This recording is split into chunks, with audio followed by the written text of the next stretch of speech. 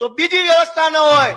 અને એટલા માટે ખેડૂત માટે બનેલી સહકારની બે સૌથી મોટી વ્યવસ્થા સહકારી ધિરાણ મંડળીઓ, એપીએમસી માર્કેટ અને દૂધ ઉત્પાદક સહકારી મંડળીઓના માધ્યમથી ચાલતા સંઘ અને ફેડરેશન.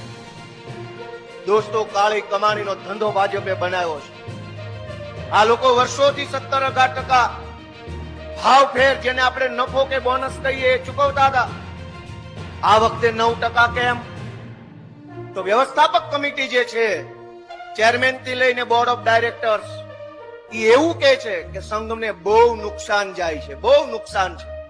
જ્યારે જ્યારે ખેડૂત માંગણી કરે, પશુપાલક માંગણી કરે, તો એમ કહેવામાં આવે કે સંઘને નુકસાન છે, સંઘ ખોટમાં હાલે છે. ભાઈ, સંઘ ખોટમાં જ હાલતો હોય તો રાજીનામા આપીને ઘર ભેગી ના થાવ કે નહીં? કોઈક સારો માણસ આવશે, સારો વહીવટ કરશે અને કમાણી કરતો સંઘ બનાવશે. પણ સંઘને ભાજપના અડ્ડા બનાવી દેવાનું કામ સી આર પાટીલ